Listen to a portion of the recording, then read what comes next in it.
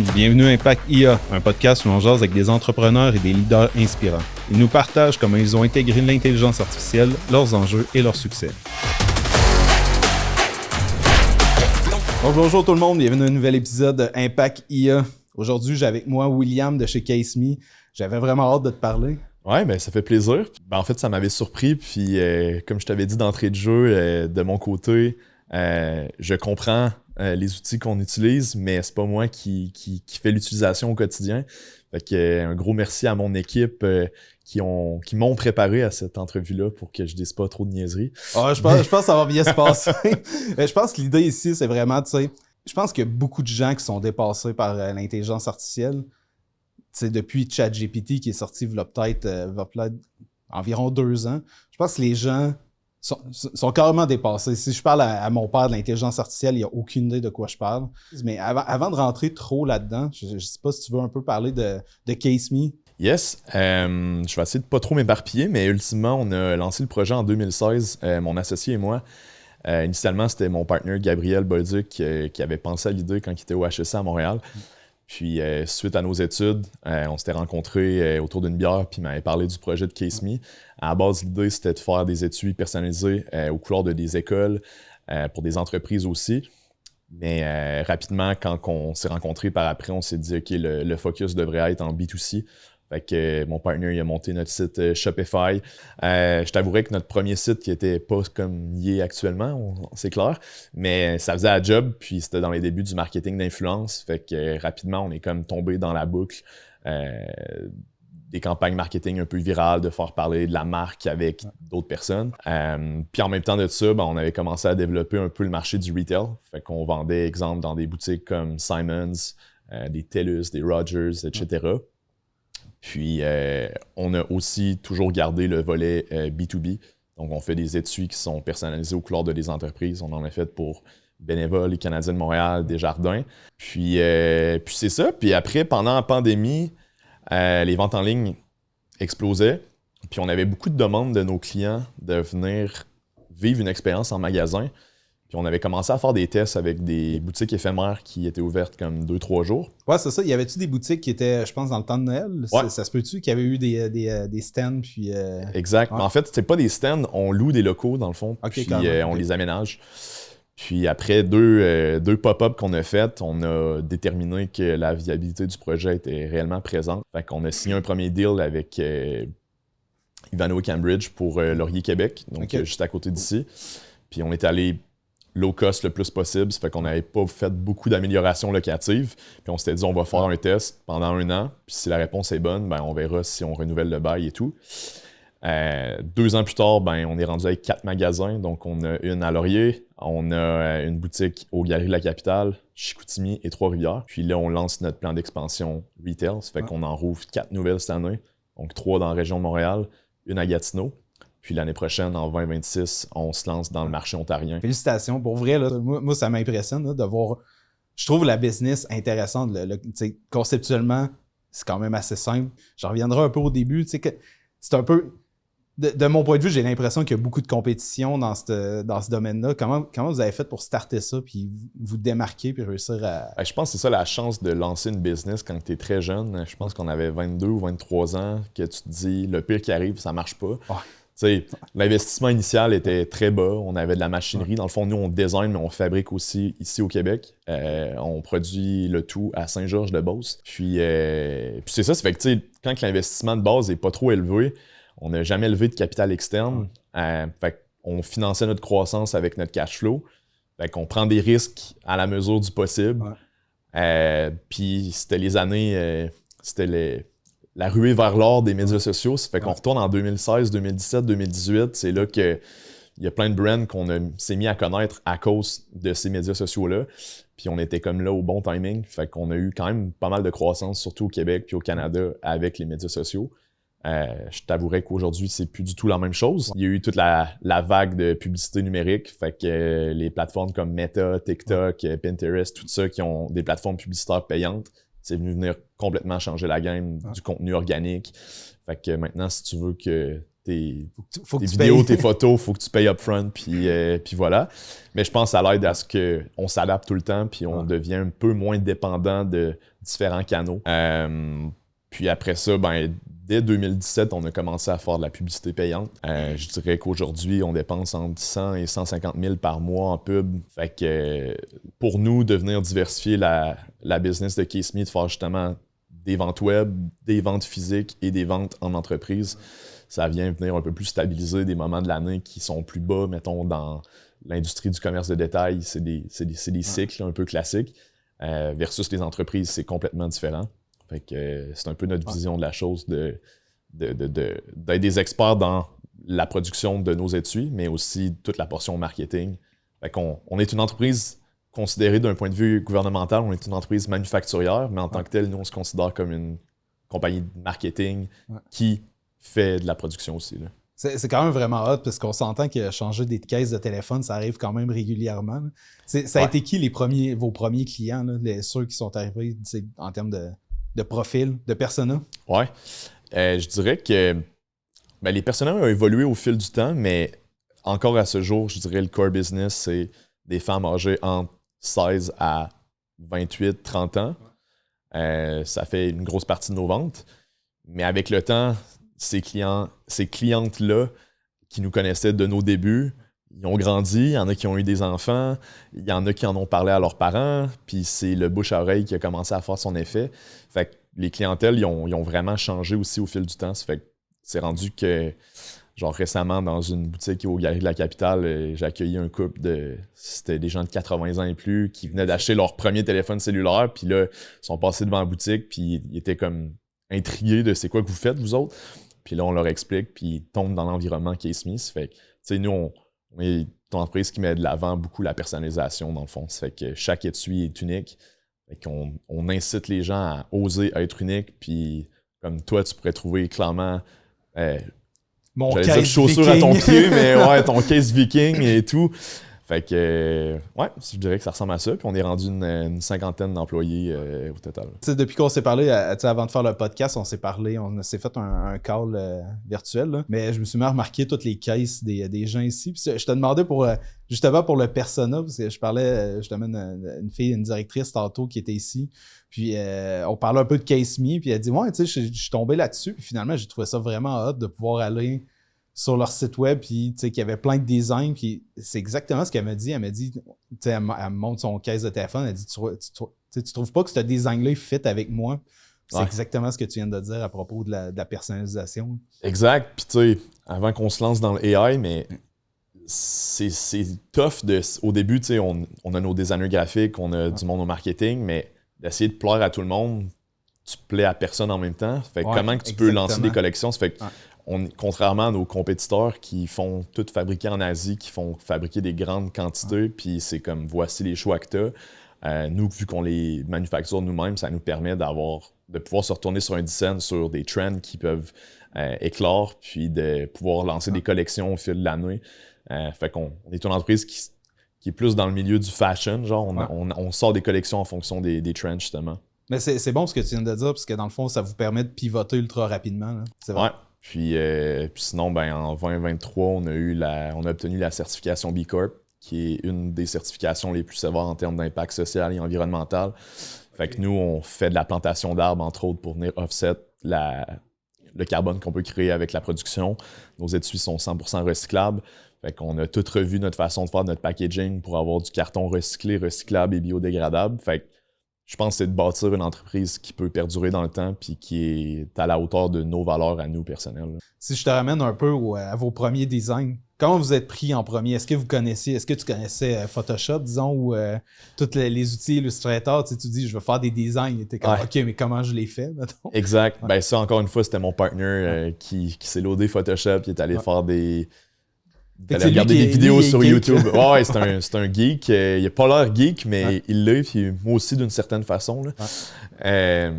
Mais ultimement, c'est lui qui a comme lancé les premières collections, puis rapidement, on a réalisé que quand même bien qu'il était capable de le faire, ça ne veut pas dire qu'il était bon. Fait que je pense que notre première embauche, ça a été justement un designer graphique qui nous a aidé à commencer à lancer des collections et tout. Puis Puis au fil du temps, ben, ça s'est développé, c'est certain. Puis y a-tu un produit à un certain moment qui a vraiment pogné, puis que, tu sais, à quel moment tu t'es... Parce que tantôt, tu t'es dit, là, on est jeune, on risque, puis au pire, ça marche pas. À quel moment tu t'es dit, OK, ça marche? Ben, quand j'ai lâché ma job, dans le fond, ça a pris comme 1 an et demi avant. Moi, je travaillais à temps plein dans une firme d'ingénierie. Mon partenaire, il travaillait pour l'entreprise familiale. Puis moi, vu que j'étais le gars de développement des affaires, j'ai comme été le premier à faire le saut. Puis quand on a vu qu'on était capable de générer un chiffre d'affaires, puis on est profitable depuis l'année numéro 1, fait que c'était un trade-off qu'on devait faire de dire on lâche nos jobs qui sont quand même payantes pour risquer ça, mais maintenant, ça va faire 9 ans qu'on est en affaires, puis c'était la meilleure décision de notre vie d'y croire, puis de dire ben pendant une couple d'années, on n'aurait peut-être pas le même train de vie, mais après ça, c'est comme sky's the limit.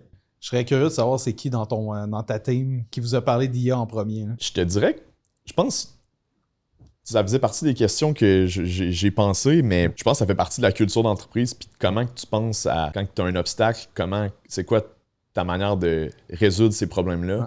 Je pense que c'est plus des réflexes personnels, mais ultimement, la plupart du staff, c'était déjà des choses qu'ils avaient en tête. C'est que ça a été des discussions de dire OK, comment qu'on l'intègre dans notre quotidien. Mais ultimement, c'est eux les experts. Exemple, je pense à nos designers graphiques. Ouais. Ben, c'est vous autres qui travaillez au quotidien à détourer des choses ou ajouter du background ailleurs. C'est comme comment que tu peux t'outiller pour gagner du temps puis de l'efficacité et tout.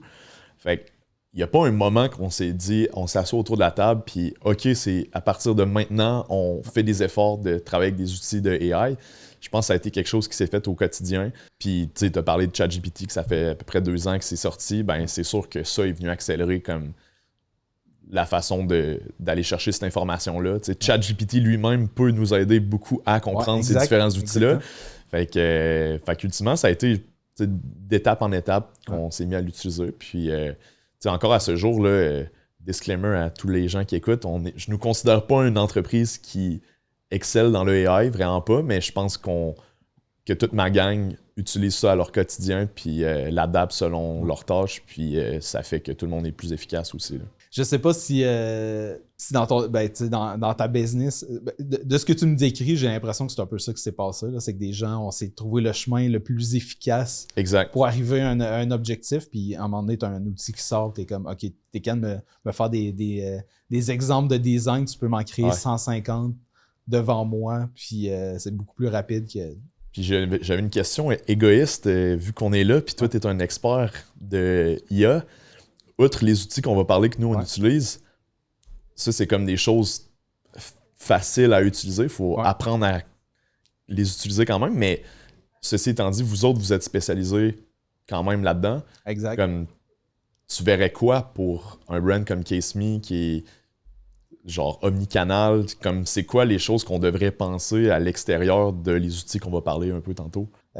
Des fois, je pense à juste la prédiction des ventes ou juste automatiser. Je ne sais pas si les clients vous contactent des fois. À chaque fois qu'il y a une place où que vous avez l'impression que vous perdez votre temps, c'est sûr que l'IA peut venir aider, mais ça pourrait être service à clientèle. Disons. Tu l'automatises au complet ou répondre aux emails automatiquement. Ça pourrait être aller voir dans tous vos anciens designs, puis voir des designs similaires qu'on pourrait partir de ça pour en sortir un nouveau. T'sais. Puis mettons, tu parles du service à la clientèle. Nous, on utilise un logiciel qui s'appelle Gorgias, qui nous aide au ticketing de toutes les demandes de service à la clientèle qu'on a. Eux ont un outil d'AI intégré qui n'est pas encore adapté à notre réalité, qui est l'utilisation du français. Oui, exact. Ça, c'est un excellent point. Mais toi, mettons, de prendre un logiciel off-the-shelf de même versus bâtir ça toi-même, il y a le break-even point de dire ce que ça va me coûter en programmation puis en développement carrément d'une plateforme qui serait propre à CaseMe versus utiliser des softwares qui sont plus faciles à utiliser. Surtout en IA, là, on peut faire des modèles un peu custom. Disons, on pourrait dire... Par exemple, qu'on pourrait faire un modèle de détection d'anomalies. Mettons, dans ta production, avec toutes tes caisses, c'est ça, je pensais tantôt. Vous faites plein de caisses et vous le produisez vous-même, puis à un certain moment, il doit y avoir des anomalies ou des caisses qui sont mal formées. Mais ça, tu aimerais le détecter automatiquement, mais là, on pourrait prendre plusieurs photos de vos caisses, puis venir entraîner sur des anomalies. Donc, OK, il y a une anomalie là, on va venir annoter cette anomalie-là, puis à force d'en voir, on va être capable de se créer des modèles custom qui automatiquement va détecter les anomalies de toutes les prochaines caisses. Il y a tout l'autre pan qui est tous les modèles de langage, hein, à la ChatGPT. Pour entraîner ça, ça prend des centaines de milliers de cartes graphiques. Okay. Il y a un modèle qui est sorti dernièrement. La compagnie avait, je pense, 50 000 cartes graphiques déjà hors de prix à l'unité. Il y en avait 100 000. C'est NVIDIA qui est produit? Oui, évidemment. Puis, fait que ça, c'est un peu impensable de dire qu'on va aller créer ça. Fait que de notre côté, c'est qu'on va aller partir de ces modèles-là qui existent, qui sont déjà existants, qu'on peut déjà utiliser, puis on va bâtir avec ça. Fait que tu imagines une grosse business qui a plein de documentation, ben nous, ce qu'on va faire, c'est qu'on va prendre toute la documentation, puis là, on va utiliser les modèles de langage pour aller extraire la donnée, puis après ça, un client arrive avec un chatbot, puis il est capable d'aller poser des questions à ces données-là. C'est quand même un domaine un peu vaste. Tu sais, d'entrée de jeu, je disais, c'est un peu... ça devient un peu déroutant. Là, tu me fais un peu la liste que vous utilisez à l'interne. Ouais. D'ailleurs, que je trouve vraiment cool, là, parce que tu sais, je sais pas si tu as senti un peu de réticence avec les gens dans ta business par rapport à l'IA. Réticence? Pas tant. Tu sais, on est une équipe qui est quand même jeune. On n'a pas de fonds de private equity qui ont investi. On n'a pas d'argent du gouvernement pour nous financer. Genre, je pense que quand tu es maître de chez toi, les décisions ils te reviennent au bout du compte. Fait que nous, au contraire, la bonne vieille expression de Mark Zuckerberg, genre move fast and break things. Je pense que ça fait partie de notre culture, puis c'est de dire la culture de tester des choses, puis après ça, c'est de voir où la limite de où est-ce qu'on arrête. Puis ultimement, ben, je fais vraiment confiance. On fait confiance à notre équipe sur la façon qu'ils vont travailler avec l'IA. Fait que non, il n'y a pas eu de réticence en particulier. C'est sûr qu'au début, ça faisait pas partie de notre imaginaire de penser, OK, dans 2 ans, comme designer graphique, je vais peut-être utiliser tel logiciel ou en termes de création de contenu. Mais après ça, ça vient tellement bien s'imbriquer dans ton quotidien, puis ça fait juste améliorer ta vie, te faire enlever des tâches répétitives qui n'ont pas de valeur vraiment ajoutée. Fait que, ultimement, je pense pas que... En fait, non, j'ai pas entendu de réticence quelconque. C'est vraiment cool, parce que, tu sais, des fois, je m'en vais dans des business un peu plus où il pourrait y avoir des artistes ou des artisans, mais là, ça reste qu'il y a une grosse partie de leur travail qu'à un certain moment, on peut venir les... Souvent, ce que je dis, c'est qu'on remplace pas des humains, on remplace certaines tâches. Fait que c'est vrai qu'à un certain moment, on va y remplacer plusieurs tâches, puis là, ça se peut que tu les fasses moins. Dans votre cas, j'ai l'impression que les gens ont beaucoup de liberté, puis ils font juste aller plus loin, dans le fond, avec les outils. Fait que, qu'il y a des tâches qu'eux faisaient dans votre business, que maintenant, ben, c'est l'IA qui le fait, mais ils en font juste plus à côté. Ben, c'est ça, ils font des tâches à valeur ajoutée versus des choses qui leur prenaient du temps puis qui ça changeait pas grand-chose au résultat final. Ça fait que tu parles d'artistes, nos 2 artistes, nous, à l'interne, ils l'utilisent dans leur quotidien, puis je pense pas qu'ils voient ça de façon négative, au contraire. Tu sais, côté design, là, tu m'as envoyé un peu une liste d'outils. Il y avait Leonardo AI puis Adobe Firefly, là, dans le fond, toute la suite Adobe. Pour ceux qui connaissent ça, dans Photoshop, littéralement, maintenant, tu peux... je sais pas s'ils ont des crayons, tes designers. Exact. Ils prennent un crayon, ils détournent une partie, puis ils peuvent dire avec l'IA génératif, OK, ici, viens m'ajouter un détail de roche ou un détail de ciel. Puis, ça va être beaucoup, nous, pour les publicités. Ça fait que, avec tous les formats d'ads qu'il faut qu'on fasse, que ce soit en banner, que ce soit genre sur le long, vertical, horizontal, ça vient vraiment aider à comme venir combler de l'espace qu'avant, c'est comme, OK, genre, soit qu'il faut qu'on y pense en partant pendant un shooting photo ou vidéo de comme, OK, il faut que le plan soit assez large pour que la banner sur le site, la page d'accueil, faut qu'il y ait un espace pas de... Genre que ça soit un fond uni versus, mettons, que tu vois une personne. Fait qu'avant, c'était comme un peu plus complexe à devoir penser à ça upfront quand on fait un shooting photo ou vidéo. Maintenant, ben, tu peux utiliser une photo puis te dire, justement, viens la continuer de telle façon, puis ça se fait bien. Tantôt, tu as dit que tu avais un développeur. Lui, il doit être all-in avec l'utilisation de l'IA. Ouais, ben, il commence à apprécier vraiment la chose. De ce qu'il m'expliquait, dans le fond, c'est ça vient juste, encore une fois, accélérer, lui, son processus. Lui, Pierre-Olivier, à peu près 60% de son temps est consacré à du développement pur et dur. Fait que ça lui permet, lui, d'avoir du temps à passer à faire autre chose, la gestion de projet, etc. Mais tu sais, ultimement, pour ce qui était de l'outil qu'il utilisait, il faut quand même qu'il vérifie tout de A à Z, exact. parce que genre ces lignes de code, s'il se fiait juste à ça, ben ça viendrait créer plein de problèmes, parce que des fois dans le back-end, avec des plugins qu'on a ou peu importe, ça peut venir briser bien des choses. Fait qu'il l'utilise tout le temps, mais après ça, il faut que lui comprenne toute la mécanique derrière, puis c'est le cas avec PO. Fait que lui, il nous en avait parlé, puis il avait des étoiles dans les yeux. Ouais, mais après ça, c'est comme on s'habitue à travailler avec des nouveaux outils, puis ça vient juste faciliter le tout. Là. Vous autres, vos devs, ils utilisent-tu bien des outils aussi pour. À l'interne, nous autres, on utilise VS Code, qui est juste un autre type d'IDE, puis il y a un plugin que Microsoft fait. Avec Microsoft Copilot qui s'appelle. C'est essentiellement la même chose qui est utilisée dans Windsurf. Tu peux avoir ta fenêtre de chat. Tu as de l'autocomplétion. Tu écris du code, tu commences à écrire le nom de ta fonction, disons. Puis il va te proposer le reste de la fonction, la complétion de la fonction finalement. Tu peux aussi avoir le chat, donc un peu comme dans ChatGPT, genre « Hey, voici mon fichier, peux-tu m'ajouter une fonction, le changer ou faire un refactoring qu'on appelle. » Puis tu as aussi la fonction « Edit » que là, tu demandes à ChatGPT ou au modèle de langage dans le logiciel de directement venir changer le code, puis il va aller le changer lui-même. Puis il va te créer comme une espèce de différence. Fait qu'en vert, c'est ce qu'il va ajouter, puis en rouge, c'est ce qu'il va enlever. Puis ce que tu as dit tantôt qui est vraiment absolument pertinent, c'est que ton développeur, c'est lui l'expert. Fait qu'il y a un petit piton qui est comme accept ou decline. Qui est comme est-ce que j'accepte les changements qui ont été apportés dans le code? Est-ce que ça a du sens? Puis ça a l'air un peu facile de même. Là. On dit à ChatGPT, fais-moi ça, il écrit le code, mais ça reste que si tu n'es pas un expert, à un certain moment, ça part dans n'importe quel sens. Puis ça va accélérer de beaucoup, mais ça se peut que tu bloques. À un certain moment, si tu n'es pas expert en programmation, il va bloquer. Il va y avoir quelque chose que l'IA ne sera pas capable de résoudre. Puis moi, c'est là que des fois, je me dis comme le danger de travailler, exemple, avec des freelancers ou genre des agences, tu sais, que tu connais pas, tu commences à travailler avec une agence, ils te font un pitch qui sont 8 devs, finalement, il y en a un, puis il est so-so, puis que lui, mettons, il se met à coder bien des choses avec ça, il double-check pas ce qu'il fait, puis finalement, ils mettent en ligne des affaires, puis finalement, ultimement, ça va briser ou peu importe. C'est comme, il y a ça que je me demande dans le temps.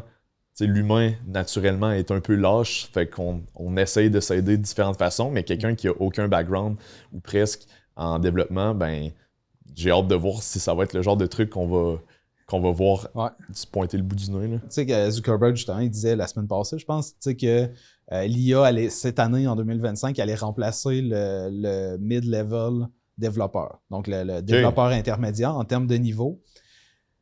J'ai pas de misère à le croire, mais tu sais, mettons, je regarde à l'interne, je vois très bien un AI scientist ou un développeur senior, un 25 ans d'expérience, quand il utilise ChatGPT ou Copilot ou peu importe pour s'aider, il sait exactement quoi lui demander.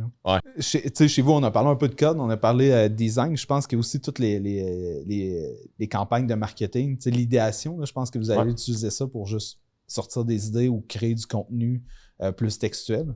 Oui, ben absolument. Ça fait exemple, récemment, en fait, on est en train, je sais pas quand que le podcast va être live, mais on est en train de travailler, finaliser une collection en lien avec Mickey Mouse.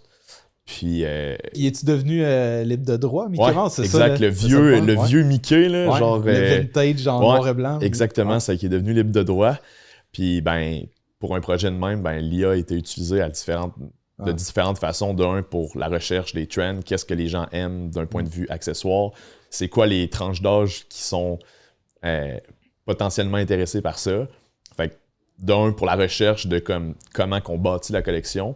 Puis après ça, ben, il y a toute la portion copywriting qui rentre en ligne de jeu. Pour pas dépasser la limite, parce que c'est le vieux vintage Mickey Mouse qui est libre de droit, fait que c'est le style est après ça. Exactement. Fait que pour une collection du genre, il y a plusieurs étapes dans la création de la collection, puis ultimement, ben, il y a le copywriting pour les publicités et tout. Fait que on utilise justement différents outils pour nous aider là-dedans.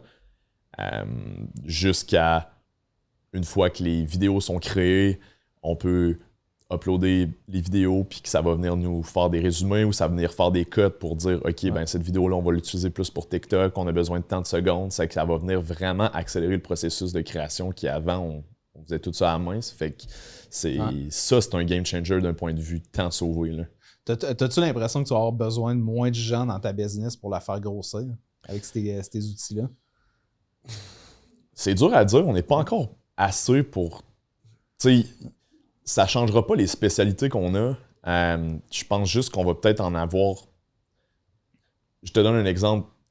Nos 2 gars qui s'occupent de la publicité numérique, peut-être qu'on aurait eu besoin d'une 3e, 4e personne, mais là, avec ça, on va pouvoir comme stagner là, versus il y a des rôles que tu es obligé d'en avoir. Ça fait que oui, ultimement, on aura peut-être besoin de moins embaucher de monde. Là. Ça fait que c'est un point de vue payroll, ça va faire clairement une différence. Là. Je sais pas si tu as vu un peu les Mark Zuckerberg quand ça parlait de lunettes et comment ça parlait d'un peu de comment ça va changer. Si ça se trouve, on utilise moins de téléphone. Je sais pas si tu un peu... c'est quoi ta vision par rapport à tu vois ça, que ça soit là récemment qui en parle, ça fait des années que nous, c'est comme quand même une épée de Damoclès qui était comme, tu sais jamais quand est-ce que la technologie va arriver à un point que justement on n'utilisera plus de téléphone. La réalité par contre, c'est qu'on n'a pas de boule de cristal. Là. Ça fait que nous, notre plan de match, c'est de continuer à croître le plus rapidement possible. Mais la vision de c'est quoi la technologie qu'on va utiliser. T'sais, back in the days, on se serait jamais dit qu'on serait autant dépendant des téléphones. Puis là, c'est comme, je sais pas comment qu'une paire de lunettes va m'aider à comme, être proactif et tout. Pas, ça. Fait que je pense qu'on n'est pas encore rendu là, mais c'est sûr que c'est de quoi qui peut arriver. Mais en ce moment, nous, on se concentre sur comment faire vivre une expérience client qui est exceptionnelle. Puis on s'adapte quand même en fonction des différentes technologies. Tu parlais des boutiques, ben nous, vu qu'on manufacture, la première boutique qu'on a faite, on avait de l'inventaire de produits finis. Fait qu'on venait un peu à contre-courant de notre façon de procéder. Nous, on produit en juste à temps. Ça fait qu'on n'a aucun inventaire de produits finis. Chaque commande est créée de façon personnalisée, que ce soit Simons qui nous en commande 2000 unités d'une shot ou que ce soit toi, Hugo, qui commande un étui. Ils sont produits de la même façon. Puis nous, ça nous permet de ne pas avoir de perte d'inventaire. Mais là, quand on a décidé d'ouvrir la première boutique, c'était comme... OK, comment qu'on pense à l'expérience client. La première boutique, comme je disais, on voulait que ça soit le plus petit budget d'amélioration locative possible. Ça fait qu'on avait créé de l'inventaire de base, puis qu'on se fulfill nous-mêmes par après avec notre production qui est en Beauce. Mais pour la boutique numéro 2, c'est là que mon partner un peu geek, il a pensé à dire on va venir miniaturiser les fours qu'on utilise en Beauce pour produire en plus grande quantité. On va faire des petits fours qui vont nous permettre de produire une unité de la fois. Fait que tu t'assures de ne pas manquer. Fait que s'il y a quelqu'un qui vient en magasin ou... c'est ça. C'est que le data nous disait qu'à peu près 25% des clients qui rentraient dans la boutique, pour la boutique numéro 1, là, je parle, sortaient parce que soit il n'y avait pas le design exactement qu'on voulait qui fitait dans son type de téléphone. T'sais, nous, des SKU, on en a en maudit. C'est assez impressionnant. On parle de quoi? 100 000 SKU? En ce moment, on doit avoir autour de 800 000 designs différents. Puis pour chaque design, pense à toutes les générations de téléphones. Toutes les déclinaisons possibles. Puis chaque année, maintenant, Apple sort 4 téléphones, Samsung, 4 téléphones, Google aussi. Ça fait que à chaque année, c'est comme de garder le pace sur tous ces nouveaux types-là. J'ai vraiment l'intérêt d'avoir le faux miniature parce que au final, tu as quelqu'un qui arrive avec des téléphones. Je veux dire, je sais pas comment. Je pense des Samsung, d'un coup, j'avais regardé, il y avait comme 20 000 Samsung différents ou les iPhones. On prend toutes les versions possibles. Là, ça reste genre sûrement des téléphones récents. Là, mais nous, avec toutes les marques qu'on fait des cases pour, genre justement, on fait Samsung, Apple, Google. That's pretty much it pour l'instant parce que juste avec ça, pour le marché canadien puis américain, on couvre à peu près 90% des parts de marché de téléphone. Fait que le reste de 10%, c'est comme ça vaut même pas la peine de s'équiper pour pouvoir les produire. Il n'y a pas une masse critique assez intéressante pour dire on va. Qu'il y a un bon ROI là-dessus dans tous Exactement. les cas. Ouais, c'est ça. Fait que bref, de faire la production en magasin, ça nous a aidé à aller chercher justement ce 25%-là de clients qui repartaient les mains vides. Maintenant, c'est comme OK, tu décides le design que tu veux, puis on te le produit en 10 minutes. Tu peux aller continuer ton magasinage, on t'envoie un texto quand c'est prêt. Parce que j'allais te parler quasiment de prédiction des ventes, parce qu'à un certain moment, on est capable de prendre tout le... Si vous avez beaucoup de data, puis que vous avez énormément de SKU, de calculer comme des espèces de min-max, de dire c'est quoi l'inventaire minimum pour ce modèle-là que je devrais avoir. C'est probablement que vous avez un certain modèle ou certains... tu le verrais comment, justement, cette façon de prévoir l'inventaire? Ben, c'est qu'avec toutes les données passées, on serait capable de planifier un peu la demande future. Puis tu sais, probablement que, mettons, on pogne un design, puis on fait juste prédire le design. Ensuite, on connaît un peu statistiquement c'est quoi les téléphones. Là. Fait que on sait que s'il y a un nouveau, qu'il y a un nouveau téléphone iPhone qui sort, le monde va probablement vouloir le design pour le nouveau téléphone. Fait que on pourrait sûrement faire un genre de prédiction par design, puis avoir un minimum. T'sais, selon votre clientèle, est-ce qu'ils sont plus iPhone dernier cri? Fait que probablement qu'on est capable de prédire plus de, disons, de ça serait-tu de faire un truc carrément custom pour CaseMe pour ça, ou il existe des outils aussi qu'on peut utiliser pour faire ça? Ben, tu sais, nous, on a un outil à l'interne qu'on a développé, là, qu'on a appelé Fred, là, mais c'est vraiment spécialement fait pour faire de la prédiction des ventes. Fait que ce qu'on pourrait faire, c'est prendre vos données, on envoie ça dans notre machine, puis je dis notre machine, notre produit, puis là-dedans, il y a comme une centaine et plus de modèles différents de forecasting, de prédiction. Puis il va aller tester tous les modèles, puis il va aller s'adapter spécifiquement pour vos données, c'est quoi le modèle le plus efficace. Puis il va aller faire un forecasting, disons, sur le prochain mois ou la prochaine année ou même la prochaine semaine. Hein. Puis là, t'es capable d'avoir dans le futur, c'est quoi la... Pour les designs, ça serait utile pour nos magasins, mais pour le reste, plus ou moins, vu qu'on travaille en juste à temps, ça n'a pas d'impact, mais d'un point de vue inventaire avec nos fournisseurs, c'est que nous, on fait tout venir par bateau pour essayer de minimiser notre impact, justement, sur l'environnement. Mais ça serait quand même de quoi de super intéressant. Là.